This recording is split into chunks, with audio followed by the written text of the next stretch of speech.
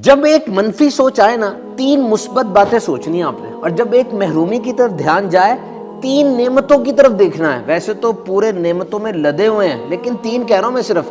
Learn to flip the script, یہ بات سیکھیں آپ۔ جس طرح کتاب کے اندر آپ یوں صفحے پلٹتے ہیں اور ایسے کرتے ہیں، سب کچھ پلٹ جاتا ہے، چیپٹر بھی نیا، صفحے بھی نئے، یہ اپنے دماغ کے ساتھ بھی کرنا سیکھیں، سب کچھ بدل جائے ایک دم سے۔ You must learn, and for this there must be a set of specific and empowering way to feel good۔ کم از کم 10 سے 15 آپ کے پاس ایسے مقام، ایسے کام اور ایسے لوگ ہونے چاہیے جن کے پاس جا کر یا جن سے مل کر آپ خوش ہو جاتے ہو۔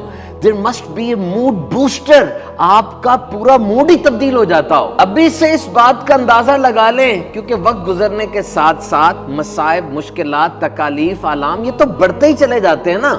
اور غور کیجئے، اگر آپ کھینچ کے اپنے آپ کو خوشی کی طرف نہیں لے کر جا رہے تو دماغ تو ہر وقت اداسی، مایوسی اور ماضی کے اس پنجرے میں ہی بند رہنے کو پسند کرتا ہے نا۔ So you must know how to make yourself feel good۔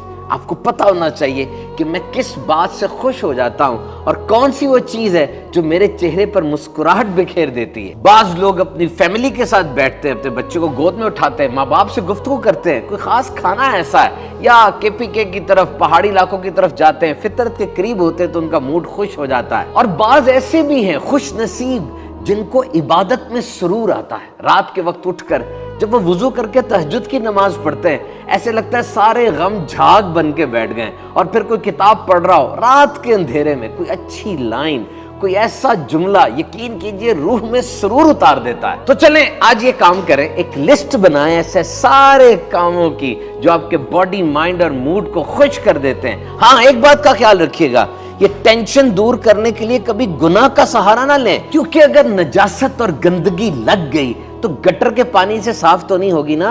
اور اسی طرح کوئی تنہا ہے تو اس کا مطلب یہ بھی نہیں کہ جو بھی مل جائے اس کے ساتھ بیٹھنا شروع کر دے، بری صحبت میں کسی بدماش اور کسی گندی عادتوں والے کے ساتھ، کیونکہ اگر کوئی شدید پیاسا ہے تو پیاس کو بجھانے کے لیے وہ زہر تو نہیں پیے گا نا۔ اور یہ یاد رکھیے گا، پچھلے 20 سالوں میں نفسیات میں بڑی ترقی ہوئی ہے اور یہ طے پایا ہے کہ happiness is not an external thing, it entirely depends upon your own thoughts, attitude, your own mindset۔ یہ خوشی ہے کوئی باہر سے آنے والی چیز نہیں ہے، یہ اس کا دار و مدار آپ کے اوپر ہے، آپ کی سوچیں، آپ کا فوکس کس طرف ہوتا ہے۔ آپ کی خوشی کا دار و مدار اس بات پر ہے کہ آپ کی توجہ کس طرف ہے۔ سیدھی سی بات یہ ہے کہ یہ آپ کے چناؤ پر ہے، آپ جس چیز کو چنیں گے ویسی ہی آپ پہ کیفیت طاری ہوگی۔ So simple is happiness doesn't happen to you۔